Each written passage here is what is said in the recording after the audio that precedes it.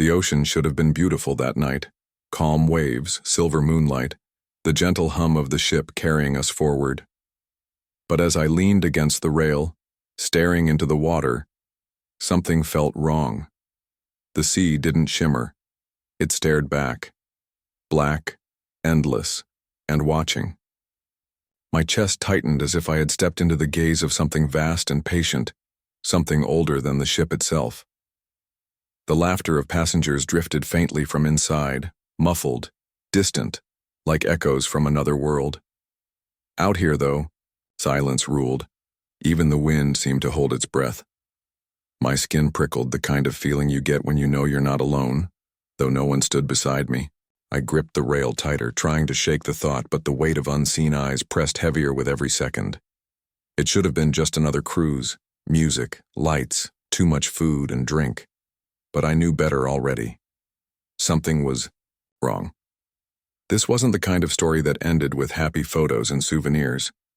And if you're listening now, let me warn you. This isn't about fun at sea. This is about the night I discovered a cruise you can never leave. I didn't plan this trip.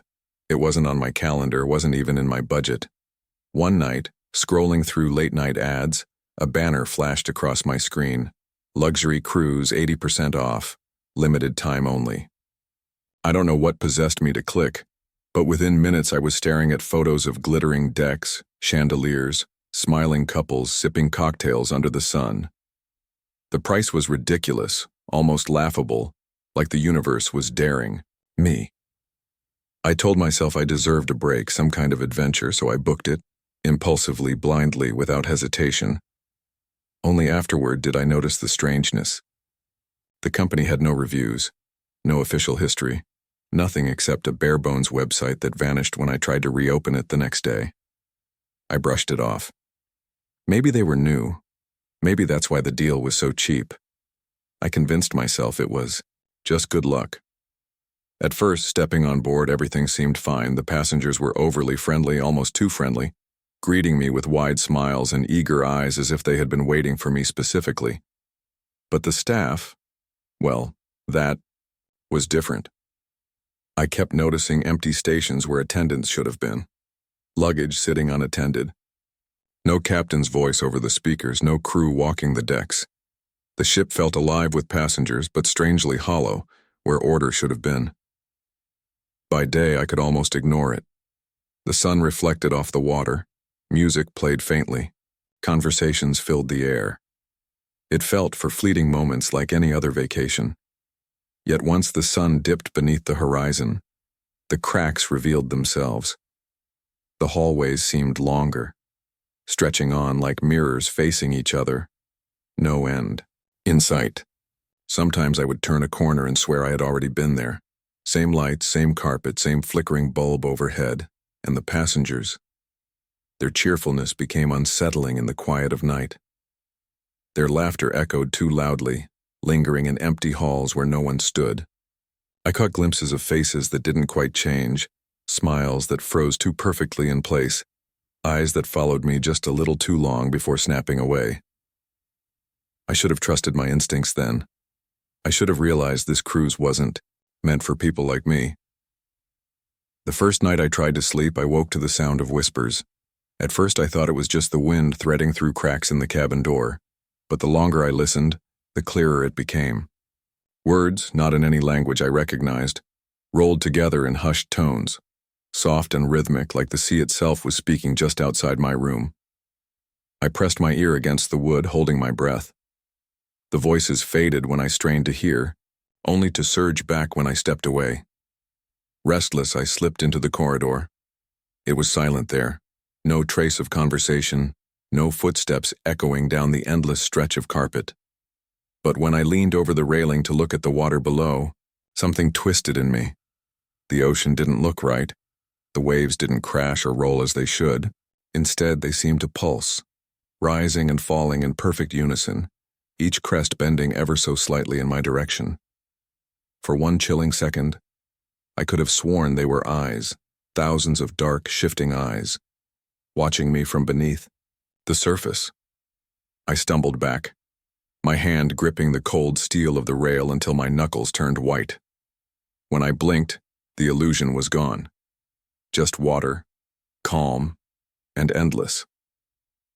By daylight, I tried to convince myself it had been exhaustion, a trick of shadows and sleeplessness. Yet the passengers didn't help. Their cheerfulness had grown unnerving, too polished, as though they'd rehearsed every greeting. When I passed them on deck, they smiled in unison, wide, identical smiles that revealed too much of their teeth. Once, I entered the dining hall and every head turned toward me at the same moment, like a school of fish changing direction together. A beat later, they returned to their meals as if nothing had happened, knives and forks clinking in perfect rhythm. Something inside me whispered that they weren't alive. Not fully. Their movements were too fluid, too synchronized, like puppets tugged by the same invisible string. That night, walking the corridors, I realized the ship itself felt endless. No matter how many turns I took, no matter how far I walked, I never reached the end. Doors repeated. Lights flickered in patterns I'd already passed. It was as though the ship had folded in on itself, trapping me in a maze without escape. Sleep never came. Instead, I found myself wandering the ship's halls long after midnight, guided by a gnawing unease I couldn't name. The corridors stretched on, repeating themselves in strange loops, each turn leading me deeper into silence. Most of the doors I tried were locked, cold brass knobs refusing to give no matter how I twisted them.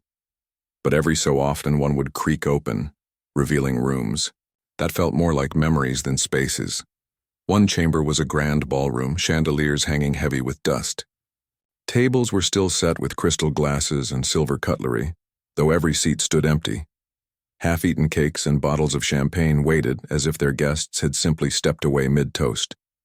Another room held streamers drooping from the ceiling, balloons deflated, confetti scattered across the floor like the remnants of a celebration no one finished. The air was stale, but something about the arrangement felt recent, like the party had ended only moments before I entered. On a writing desk in one of these forgotten halls, I discovered a stack of journals. Their leather covers were worn, pages yellowed, but the handwriting within was frantic and uneven. Entry after entry told the same story. Passengers who had set sail, passengers who had seen things in the water, passengers who whispered of doors that never led to the same place twice. One line repeated often, scrawled in margins and underlined until the paper tore. We never made it home. The deeper I read, the colder my stomach became. These weren't relics from decades ago. Some were recent, ink still bold, pages uncracked from age. Whoever wrote them had been here not long before me. Or perhaps they were still here, trapped, somewhere beyond the endless corridors. As I turned the pages, a thought clawed its way into my mind. This ship wasn't merely carrying us across the ocean. It was alive. The rooms weren't abandoned. They were offerings, staged illusions, bait for the curious. It fed on our questions, our fear, pulling us deeper with every door we opened. And always, through the walls and windows, I heard it, the ocean, whispering in a chorus that seemed to grow louder the more I listened. Sometimes it almost formed words, beckoning me to lean closer, to give myself over. I closed the journal with shaking hands. The party was over long ago, yet the ship still wanted a guest. I remember the weight of my hand trembling as it reached for that forbidden door, the one I had passed every night but never dared to touch. The brass handle was cold, far colder than the air around it, as if the metal itself had been dipped in the black depths of the ocean. The moment the latch gave way, a stench of salt and rot spilled out, and I froze. Inside, the hallway stretched, impossibly far, and every inch of it was lined with figures, passengers, dozens of them. Their faces were pale, waxy, their eyes hollow but their mouths stretched into grotesque smiles. They stood shoulder to shoulder, perfectly still, like mannequins waiting to come alive. And then, in unison, their lips moved. One of us. One of us. The words droned in a rhythm that crawled under my skin. Panic surged through me as I stumbled back, but when I turned, the hallway behind me twisted. It was no longer the ship I thought I knew. The corridors looped endlessly, doors repeating themselves, floors curving into impossible shapes. I realized with a sickening clarity, they weren't passengers. They were echoes, trapped voices of those who came before me. And the ship itself, it was steering, pulling us deeper into a night that had no end. I burst through the final set of doors and onto the open deck, lungs burning, legs trembling. The sea air should have been a relief, but it carried with it the same whispers I'd heard that first night, only louder now, layered, insistent. Behind me, the passengers poured out, their movements synchronized, their waxen smiles glinting in the flickering lights. One of us, and the chant blended seamlessly with the ocean's roar, as though the ship and the sea spoke with one voice. I ran toward the railing, but the ship seemed to stretch and bend, the deck never ending. Lights blinked, sparks hissed, shadows twisted across the waves. Somewhere in the cacophony I thought I heard screaming, my own, swallowed whole by the night. And then, silence. A final thought, drifting like a warning through the fog of my unraveling mind. If you ever find yourself tempted by a cruise you can't trace back, don't go. Because once you board, you might never leave. Was I still running? Still fighting to escape? Or had I already joined them? Another hollow smile. Another whisper carried out to sea? The answer dissolved into the darkness as endless as the ocean itself. I still remember the very first night on that ship. The ocean was calm, the stars glittered above me like scattered diamonds, and I thought I was stepping into the perfect vacation. My cabin was small but cozy, and when I turned off the lights, I heard a gentle whisper in the dark. A voice, soft, low, almost comforting. It said my name. At first I didn't think much of it. I figured it had to be my roommate. After all, it was a cruise. Surely I wasn't alone. So I whispered back, half asleep, and drifted off with the strange feeling of not being entirely by myself. The next morning I mentioned it to the staff. Just a casual remark, almost a joke, but their reaction froze me. They looked at me strangely, then checked their records. One of them even pulled me aside and said firmly, "Sir, you don't have a roommate. Your cabin is registered for one passenger only." That moment, that was when the dream cracked. What should have been a harmless holiday suddenly shifted into something else, something darker. And it was only the beginning of what I now know wasn't just a cruise. It was a trap. I remember the way my stomach fluttered with anticipation as I first stepped onto the cruise ship. The polished floors gleamed under the lobby lights, the faint scent of salt water drifting in from the ocean beyond. This was supposed to be my great escape, a chance to leave work, responsibilities, and the noise of the city behind.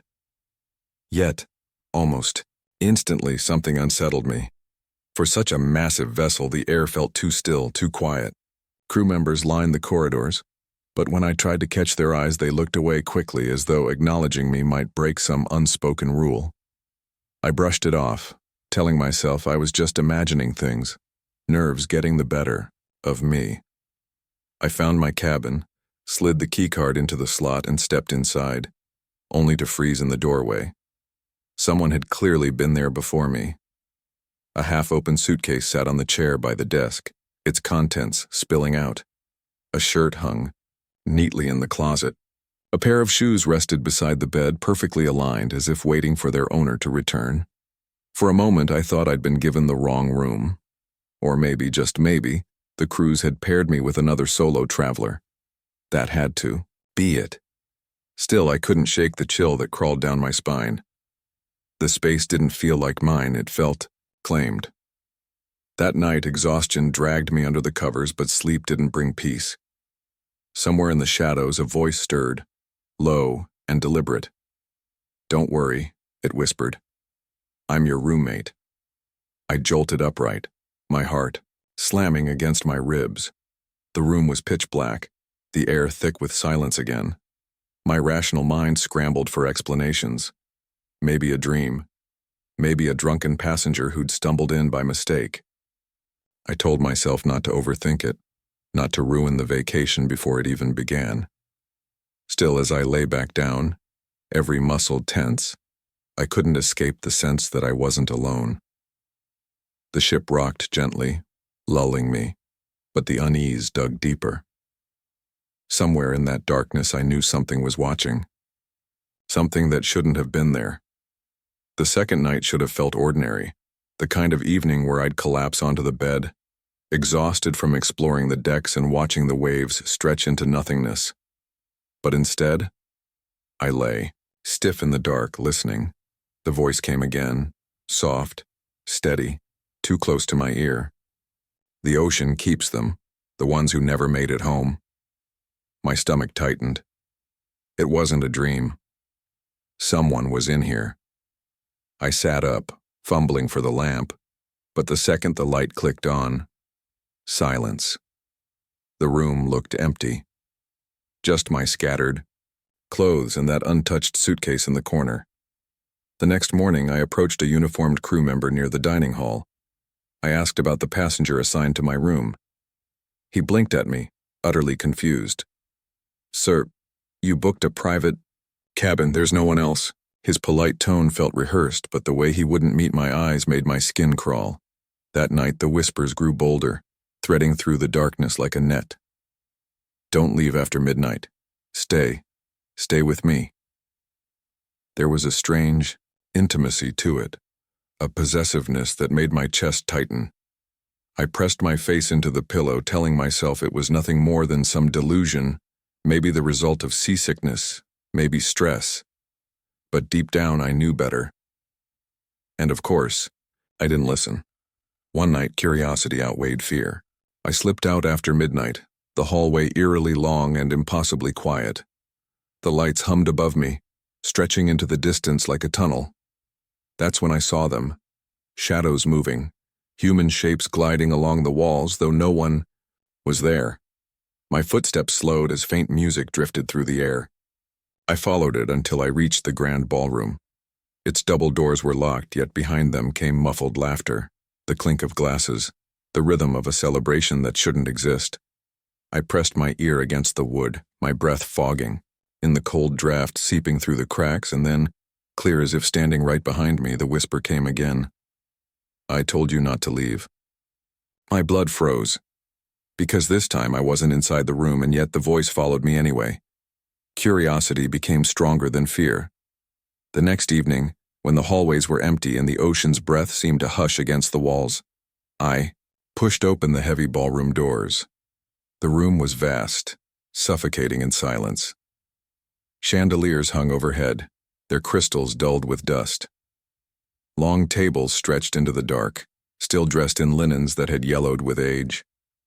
Plates sat waiting, but the food upon them had rotted into black heaps. Champagne flutes held nothing but murky residue. Confetti lay scattered across the wooden floor like remnants of a party no one had ever cleaned. I stepped inside, the air thick with mildew and salt. Every sound echoed, the crunch of confetti under my shoes, the faint creak of the ship shifting. And then I saw them. Books, journals scattered across the tables as if abandoned mid-sentence. Hands trembling, I opened the first. The handwriting was frantic, letters pressed deep into the page. The voice won't stop. It tells me secrets about the ocean, about those who never returned. Another read, "They paired me with someone. But when I complained, they insisted I was alone." Every diary echoed the same tale. Voices in the dark, roommates that weren't real, and the constant warning about the ship that feeds on fear. I closed the last book, my heart hammering. My so-called roommate's whispers now seemed like threads woven into something far larger. This wasn't coincidence. This wasn't madness. The ballroom's windows stretched tall, showing the endless black sea. And as I stood there, the glass seemed to vibrate. A low hum rose from the depths like thousands of voices speaking at once. The sound seeped into the walls, into my bones. I realized, with a cold certainty, That it wasn't just my roommate whispering anymore. It was the ship. And the ship was alive. That night, I tried to sleep in one of the lounges instead of my cabin. The armchairs were stiff, the room smelled of dust, but at least it was far from that whispering presence. I had barely closed my eyes when the silence ruptured. A scream tore through the air, my roommate's voice, but raw, furious, inhuman. The sound rattled the walls, pierced into my skull. I stumbled back toward my cabin in terror, and the instant I crossed the threshold, the voice fell silent, almost smug. The next morning, my body felt heavier, weaker. My reflection in the cracked mirror showed pale skin, sunken eyes. I wasn't just tired, I was being drained. Every breath inside that room seemed to feed something that wasn't me. And I wasn't the only one. Other passengers shuffled through the corridors, eyes glazed and unfocused. They moved as though pulled by invisible strings. Some muttered to themselves, others stared at nothing for long stretches of time. It was as if the entire ship had become a hive, each person bound to the same unseen master. The truth began to crystallize in me like ice. The ship fed on fear. The voices, the roommates, the endless whispers, hallucinations designed to break us down, to keep us docile, to make us surrender. I couldn't let it take me. Not completely. I resolved to escape. The upper deck, open air, maybe a lifeboat, was my only hope. I stuffed what little strength I had into my shaking limbs and made for the door. But as soon as I touched the handle, the voice hissed, sharper than ever. No one leaves once they hear me. The words wrapped around my spine, tightening. I forced the door open anyway. The corridor beyond was darker than before, shadows pooling like liquid, and from every direction voices rose. Not whispers now, screams, cries, laughter twisted with despair. They echoed from every hallway, layered atop one another until the air itself seemed to shriek. Each step forward was a battle, but I kept moving, heart pounding like a drum of war. Because if I stopped, if I listened too long, I knew I would never move again. The cold night air struck my face as I stumbled onto the open deck, lungs clawing for breath. For a brief moment I thought I was free. The stars overhead, the vast ocean spread wide and endless. But then I saw them. Passengers, dozens of them, standing in perfect formation along the railings. Their faces were pale, eyes vacant, lips moving in unison to a chant I couldn't understand. The sound blended with the crashing waves, a rhythm older than language itself, and then I felt it, inside my skull, curling like smoke. The voice. My roommate. No longer whispering, no longer needing the dark. You're one of us now. The ship trembled as lights flickered, casting jagged shadows that seemed to crawl. The passengers turned as one, their mouths opening too wide. There, voices fusing with the roar of the ocean until there was no separation between sea and soul. I screamed, but the wind carried it away. My body felt hollow, my thoughts no longer mine. And if you ever find yourself tempted by a cruise you can't trace back, don't go. Because once you board, you might never leave. It was close to midnight when I first heard it. Faint laughter drifting up from below deck from a part of the ship no passengers were supposed to enter. At first I thought I was imagining it, just the ocean playing tricks on my ears. The ship rocked gently, the waves crashing against its sides like a slow heartbeat, and all around me silence pressed in. Everyone else had gone to bed hours ago. Hallways that had buzzed with chatter during the day now stretched empty and dim, lit only by the dull glow of emergency lights. I should have gone back to my cabin, closed my eyes, and ignored it. But I didn't. The sound didn't fade. It grew sharper, fuller, as if whoever was laughing wanted me to hear. It carried something unsettling in its pitch, something not meant for joy but for mockery, like a secret joke I was never supposed to be part of. I stood there frozen, listening, knowing full well this was the kind of moment where common sense tells you to walk away. But curiosity is louder than caution. So I turned toward the stairwell, heart pounding, and decided to follow the sound below. I gripped the cold railing for balance as the ship swayed, my heart pounding with every step I took past the crew-only sign. I knew I wasn't supposed to be there, but that laughter, it wouldn't leave me alone. It echoed faintly at first like the memory of a joke told long ago, then warped into something deeper like many voices trying to speak at once. Each sound pulled me further down as if the ship itself were luring me into its hidden stomach. The hallway stretched ahead, long and sterile, but too quiet. My footsteps seemed louder than they should have been, bouncing off metal walls that felt tighter with each turn. The lights overhead flickered, buzzing like insects, throwing everything into sharp flashes of brightness and then drowning me in shadow. I held my breath when the laughter suddenly stopped, replaced by a suffocating silence. The absence of sound was worse than the noise itself. It felt like something was waiting, listening. And then I saw it. A door that didn't belong. It wasn't polished steel like the others, but old wood, weathered and heavy, its surface scarred with deep grooves. No handle, no label, no reason to exist on a modern cruise ship. My hand trembled as I reached for it. I could walk away, pretend none of this ever happened. But I didn't. I pushed the door open. The door groaned as it opened, heavy as stone, and what I found beyond it made my stomach lurch. The room was impossible, cavernous, stretching far wider and deeper than the ship's hull could ever allow.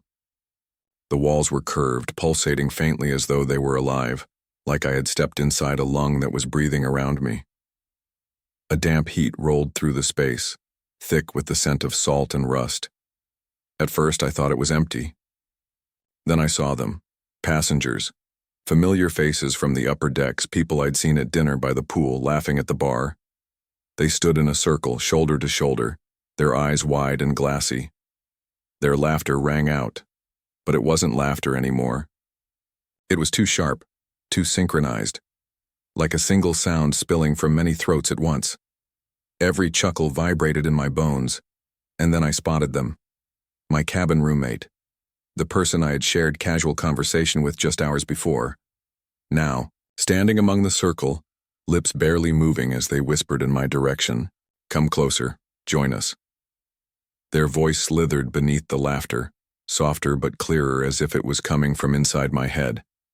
The air thickened, pressing against my chest, each inhale heavier than the last. I felt the walls expanding, contracting, like the whole chamber was pulling me in. My legs wanted to step forward to obey the whisper, but panic cut through the fog. With a sharp gasp, I turned and bolted.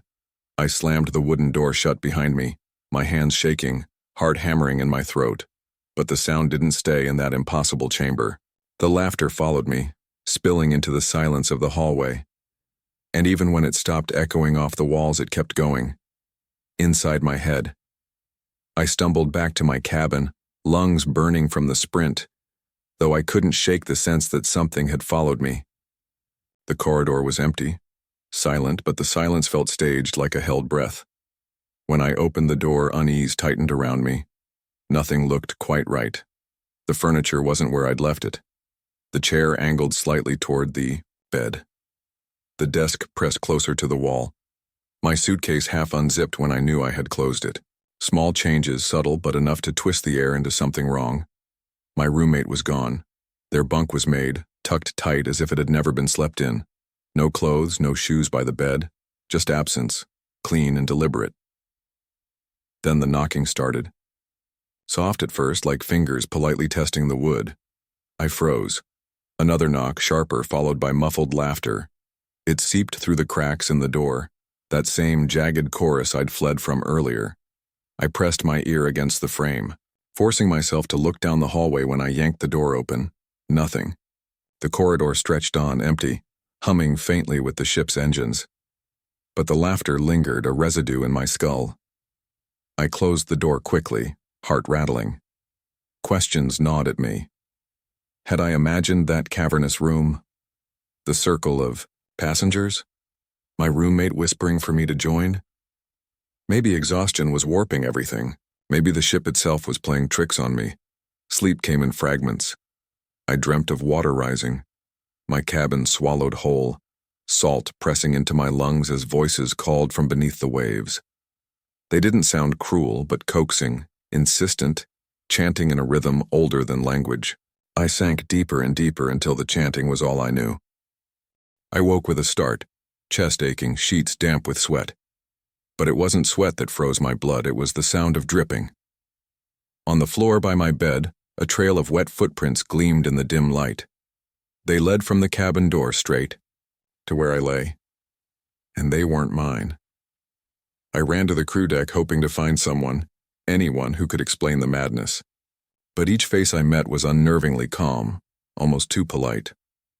A steward smiled at me as though they already knew the question I would ask, their eyes unblinking and far too steady. "Everything's fine, sir," they said. "Enjoy your cruise."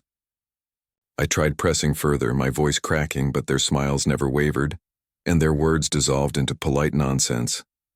Even passengers I thought I could trust began to unsettle me.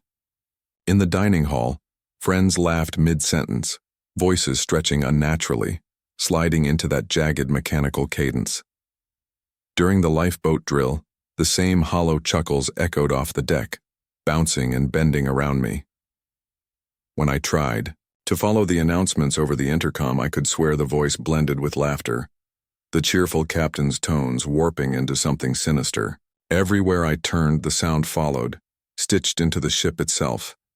And then I heard it again, the door below deck calling, a low, insistent murmur, almost alive, threading through the floors and walls. My curiosity, my terror, pushed me forward. I had to stop it, had to destroy it. If I didn't, the laughter would consume me completely. I descended the stairs with trembling hands, heart hammering against ribs, and found the hallway transformed. The single door that had haunted my first descent had multiplied. Old unmarked doors now lined the hall, each one humming with that same impossible energy. The air smelled of salt, rust, and something rotting beneath. I tried to reach for the closest door, but the walls themselves seemed to stretch, elongate, trapping me in a maze of possibility and dread. Every step made the laughter swell, echoing off the metal walls like a chorus of ghosts. Panic rose in my throat. How could a single ship contain this? How could doors multiply? The hallucinations, or whatever they were, clawed at my mind. I was no longer exploring the ship was exploring me, and I knew, with a chilling certainty, that every door led to the same place, the impossible chamber where the laughter never ended, and escape was just an illusion waiting to devour me. I burst onto the open deck, gasping for air, my lungs burning from the stairs and the suffocating corridors. The ocean stretched endlessly in every direction, dark and heaving, waves crashing against the hull with a deafening roar. Around me, passengers stood in a perfect circle, faces pale and motionless, their mouths opening in unison to chant a wordless melody that seemed to echo inside my skull. The sound of the sea fused with their voices, a monstrous chorus that pressed in from all sides. Then I heard it, the whisper of my roommate, no longer a voice in the room but a voice inside my mind. "You're part of it now," it murmured, sliding into my thoughts, wrapping around my fear. My knees buckled, my scream caught in my throat, swallowed by the roar of the ocean. Lights along the deck flickered, throwing grotesque shadows that danced with the waves. Every attempt to run, to scream, felt meaningless, like moving through water thick with memory and dread. And in that suspended moment, I understood the truth of the cruise. Curiosity isn't rewarded here. It consumes you, folds you into the ship itself. If you ever find yourself tempted by a cruise you can't trace back, don't go. Once you board, you might never leave. Or maybe you lose yourself to the endless ocean and no one notices. I stepped onto the deck with a thrill I hadn't felt in years, my suitcase rolling smoothly behind me as the smell of salt and sea breeze tangled with the faint scent of varnished wood. The cruise promised a week of escape, routine excursions, and endless blue horizons, but the moment I crossed the gangway, something felt off. The crew smiled, practiced and polished, yet their eyes flickered too quickly, like they were hiding something. At first I shrugged it off, attributing the chill crawling up my spine to excitement. By the time I reached my cabin, the ship hummed around me in an oddly mechanical rhythm. Midnight was creeping closer when I noticed it. The hallways were subtly longer than they had been just an hour ago. Doors didn't quite line up. The floor seemed to tilt ever so slightly underfoot. A faint whisper brushed my ear, so soft I thought it might have been the wind. Then I saw it. My itinerary had changed. Excursions vanished or appeared with times I never booked. Panic didn't hit all at once. It slithered, slow and cold, through my veins. The ship felt alive, almost watchful. I realized that no one had warned me, and suddenly this routine vacation didn't feel routine at all. Isolation settled in, a claustrophobic weight pressing from every polished corridor, every shadowed corner. I rushed to the information desk, heart hammering, itinerary clutched tightly in my hand. The woman behind the counter gave me a practiced smile, but when I asked about the changes, her gaze flicked over me like she didn't quite see me. "Everything should be fine," she said, voice airy, almost rehearsed. I pointed to my cabin number, the excursions I'd booked, the meals scheduled at odd hours. She shrugged, a subtle deflection, and turned back to her computer, leaving me with a creeping sense of dismissal that made my stomach knot. I wandered the halls, checking the bulletin boards. The excursions were there on paper, yes, but the times didn't match. Some activities didn't even exist on the ship map I'd been given. I passed passengers in the corridors. Most glanced at me with polite smiles, but a few stared too long, their faces blank, their movements slightly too synchronized. One man tilted his head unnaturally as I walked past, as if observing me for patterns I couldn't understand. By then, shadows began playing tricks on my eyes. A hallway light flickered, and for a split second, a figure stretched impossibly long, across the wall, bending in ways a human body never could. I spun toward the mirrors lining the corridor. My reflection stared back, but something lingered just behind me, something that vanished the moment I blinked. Each small anomaly gnawed at my mind, each silence between creaks and distant laughter amplifying the tension. I felt the ship respond to me, like it breathed around me, shifting subtly in rhythm with my own pulse. I tried to find a crew member, again someone who might explain, but every answer was vague, a shrug or a hurried apology. Panic hovered at the edges of reason. My footsteps echoed unnaturally, distant yet immediate, as if the corridors themselves were extending, reshaping, keeping me from reaching the places I needed. I leaned against a wall, trembling, trying to steady my breath, and the whisper returned. Soft, intimate, and impossibly close, saying nothing I could understand. I realized then that the ship wasn't just a setting, it was active, watching, testing me. And with every passing second, the boundaries between reality and something far darker blurred, leaving me stranded in the unfamiliar, hostile corridors of what was supposed to be my escape. Night had settled over the ship like a living shroud, and I found myself drawn to corridors I hadn't noticed before, doors tucked into shadows, as if they had only appeared for me. My cabin map was useless. Now, stairwells twisted in impossible angles, hallways stretched further than reason allowed, and every corner I turned seemed to fold back on itself. I couldn't shake the feeling that the ship was alive, rearranging itself while I moved, a maze that was both familiar and alien. As I navigated this shifting labyrinth, I began seeing other passengers, figures huddled in alcoves or pacing aimlessly, eyes glazed and distant. One whispered to another, barely audible, "It's the shift. The ship is changing." Their voices were hollow, carried an edge of fear that mirrored my own. I tried to speak to them, but they recoiled as if I were invisible, their attention swallowed by some unseen force. My pulse quickened, each step echoing unnaturally, bouncing off walls that seemed to elongate with every footfall. At one point, I felt a sudden vertigo, the floor tilting beneath me as if I had stepped onto a moving deck. I grabbed the railing of a stairwell, my hands slick with sweat, questioning whether my senses were betraying me. The fluorescent lights flickered above, casting sharp, fragmented shadows that danced in impossible directions. A door creaked somewhere behind me, then slammed without warning, the sound reverberating through the narrow hall. And then I saw it, a figure perched at the far end of the corridor, barely visible, yet unmistakably watching me. It didn't move, but I could feel its attention, a pressure that settled into my chest. I squinted and it vanished, leaving only the distorted shadows of the hallway in its place. My breathing caught, cold sweat running down my spine.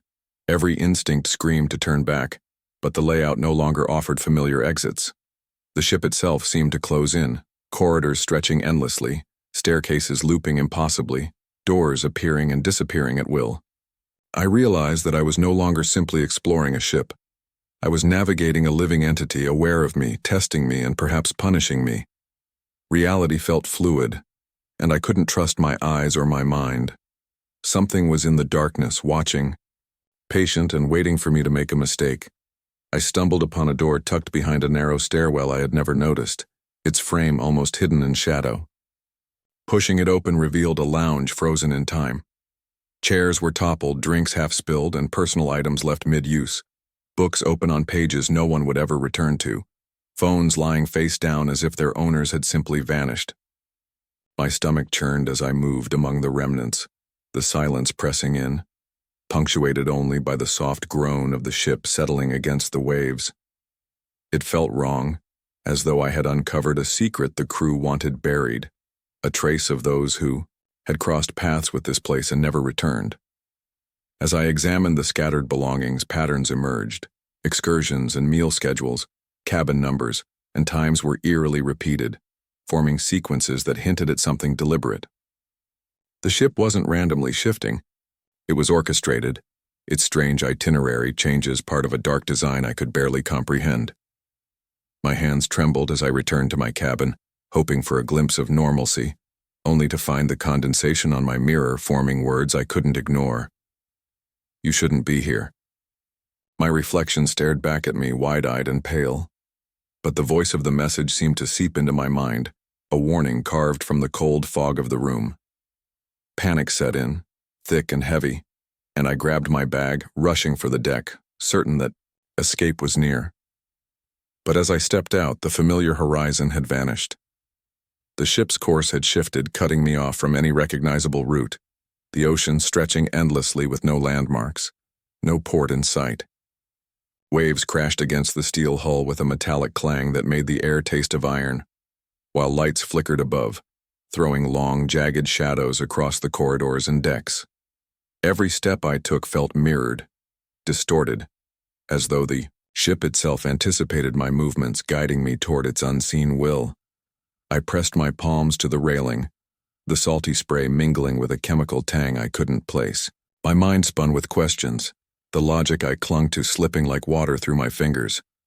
The vessel's groans and creaks were not just sounds, they were messages, threats, affirmations of control. The claustrophobia wrapped tighter, the night thicker, and I understood that I was not merely lost. I was trapped in a living entity, suspended in time and space, with every sense screaming that this voyage would end differently than any vacation I had ever imagined. I darted down a corridor that seemed to stretch farther than physics allowed, my heart hammering as the metallic taste of fear filled my mouth. Around me, shadows shifted unnaturally, elongating and recoiling as though the walls themselves were alive. Then I saw them, crew members standing silently at intervals, faces, serene yet unnervingly empty. Their eyes followed me with a precision that felt deliberate, too knowing to be innocent. One stepped forward, voice low and rehearsed. "It's best you stay where you belong." Panic surged. I turned on my heel, sprinting deeper into the ship's maze, every hallway morphing before my eyes. Doors appeared and disappeared, stairwells twisted into loops, and even familiar signage became meaningless symbols of a language I couldn't decipher. I pressed my back against a wall, listening, straining to understand the rhythm of this living vessel. The groans of metal, the distant echo of waves against steel, and the faint, almost imperceptible whispers intertwined in a sinister harmony. I couldn't tell if the ship was haunted, cursed, or a figment of my fraying mind. Each corner I rounded brought fleeting glimpses of movement, shadows that darted just beyond my vision, hints of figures watching, guiding, or perhaps hunting. My breath came in short gasps as I calculated each step, each turn, trying to find a lifeboat, a hatch, any exit that promised salvation. I paused in a dimly lit lounge, heart pounding, and realized the crew wasn't trying to harm me directly.